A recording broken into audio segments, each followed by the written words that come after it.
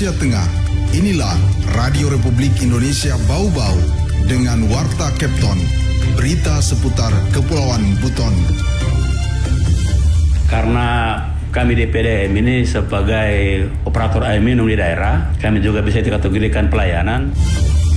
Agar supaya aset-aset ini bisa optimal, maka kita melakukan beberapa kantor-kantor yang sudah sangat susah untuk kita perbaiki atau. Selamat pagi dari kawasan Limbolio, kami sampaikan pokok-pokok berita. PDAM Kota Bau-Bau memastikan pelayanan air bersih kepada pelanggannya tetap berjalan pada saat libur Lebaran Idul Fitri. PJ Wali Kota Bau-Bau serah terima 14 aset untuk dijadikan gedung kantor organisasi perangkat daerah atau OPD Kota Bau-Bau. Inilah Warta Kepton pagi, selengkapnya hari ini Sabtu 6 April 2024 bersama saya Waode Sabaria.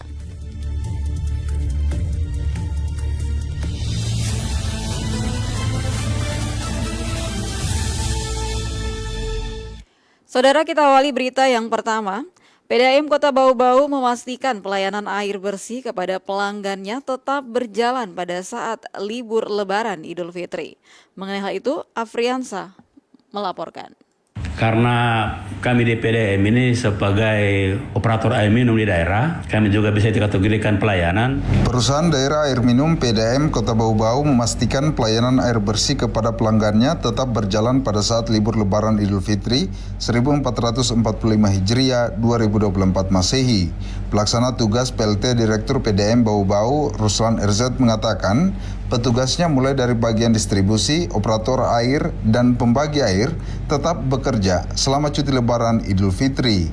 Karena kami di PDM ini sebagai operator air minum di daerah, kami juga bisa dikategorikan pelayanan, sehingga untuk di hari libur ini staf kami yang bekerja itu tetap adalah bagian distribusi, operator air minum, termasuk pembagi air. Jadi mereka itu tidak akan libur dan akan tetap bekerja, seterusnya seperti itu. Staf ahli wali kota Bau-Bau ini juga mengatakan karena PDAM Bau-Bau telah menerapkan pembayaran air secara digital, maka walaupun loket ditutup, pelanggan bisa membayar melalui smartphone-nya masing-masing. Pembayaran tagihan air di PDAM Bau-Bau mulai tanggal 5 sampai tanggal 25 setiap bulannya. PDAM Bau-Bau berkomitmen memberikan pelayanan maksimal kepada pelanggannya. Tetapi Ruslan juga berharap pelanggan bijak menggunakan air, karena diperkirakannya pada musim libur Lebaran kebutuhan air cukup meningkat seiring pemudik pulang ke kampung halaman. Bila penampungan air pelanggan sudah penuh, supaya dimatikan agar pelanggan lain bisa tercukupi kebutuhannya. Karena biasanya kan karakternya air ini kan biasanya kalau dibagi itu yang dapat duluan itu yang di kerendahan. Nanti setelah di kerendahan ini mereka sudah sesuai kebutuhannya sudah dapat, mereka matikan, yang di bagian ketinggian sudah dapat lagi. Reporter RRI Bau-Bau, Afriansa melaporkan.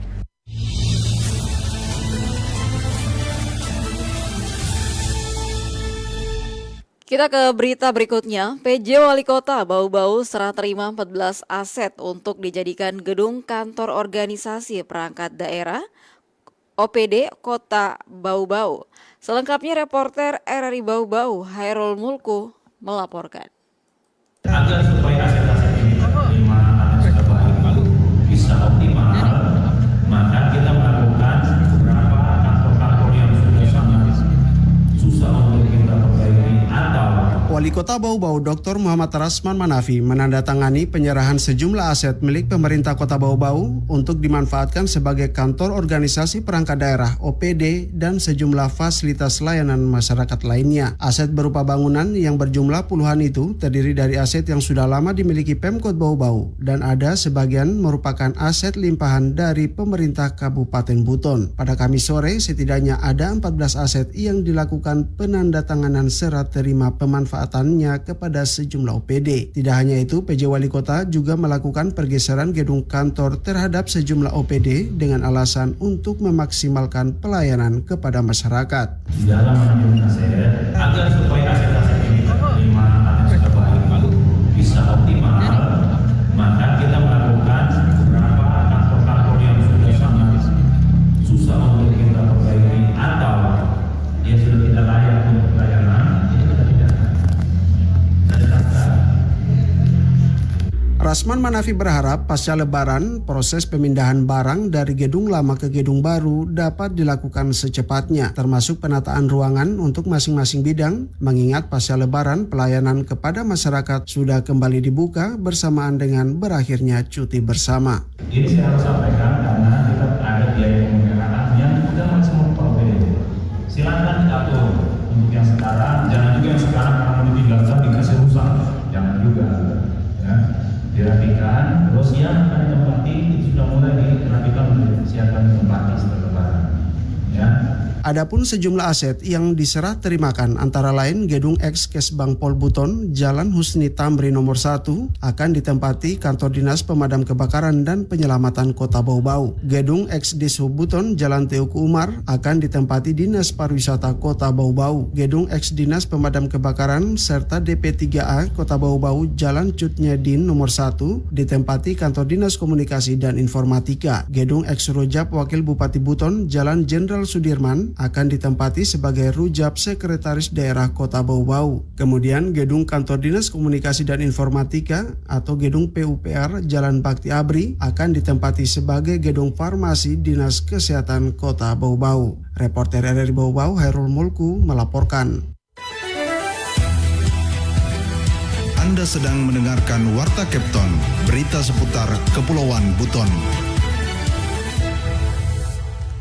Masih di Warta Kepton Pagi dan kita ke berita lainnya.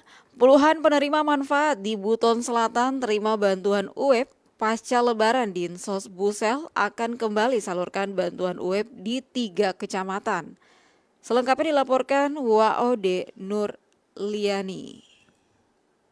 Dinas Sosial Kabupaten Buton Selatan tuntas menyalurkan bantuan usaha ekonomi produktif kepada 20 penerima manfaat dari penyandang disabilitas serta perempuan kepala keluarga. Bantuan yang diberikan berupa ternak kambing sejumlah 10 ekor. Masing-masing penerima manfaat difabel mendapatkan 1 ekor kambing lengkap dengan terpal dan tali nilon, sedangkan UEP perempuan kepala keluarga berupa peralatan menenun.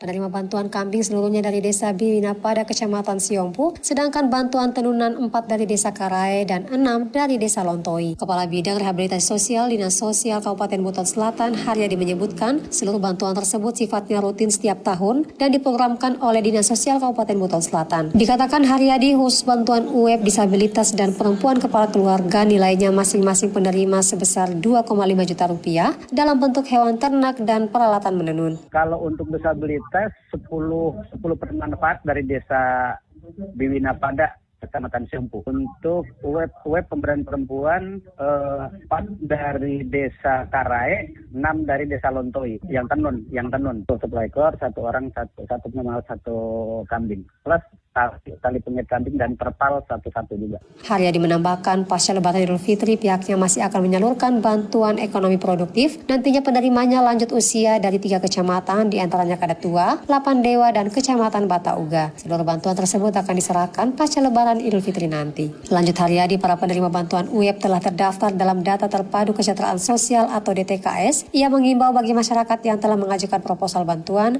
agar mengecek datanya di DTKS kantor desa maupun kelurahan, dan apabila tidak ditemukan DTKS-nya dapat meminta admin desa ataupun kelurahan untuk menginputnya sehingga diusulkan dalam DTKS. Wadi Nurliani, reporter Bau-Bau, melaporkan.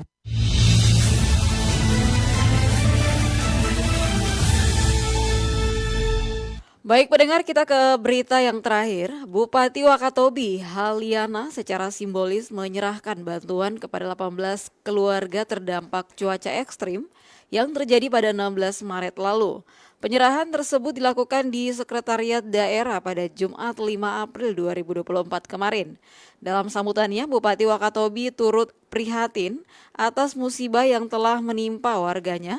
Bencana alam merupakan kejadian yang tidak dapat diubah dan tidak terduga.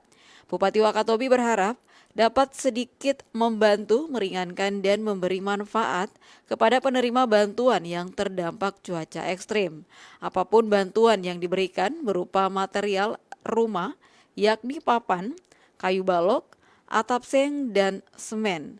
Untuk diketahui, penerima bantuan diantaranya Laode Dasman, Laode Setriadin, Waode Bella dengan tingkat kerusakan berat, Laode Ali, Laode Kaimudin, dan Lajatu dengan tingkat kerusakan sedang, dan 12 lainnya dengan tingkat kerusakan ringan.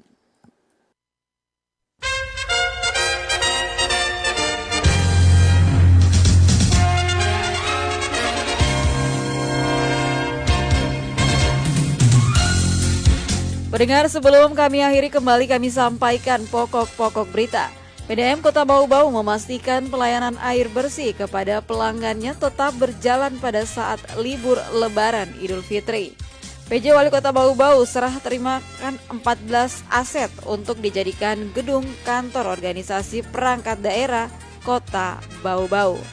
Demikian Warta Kepton hari ini, mewakili kerabat kerja yang bertugas, saya ucapkan selamat pagi.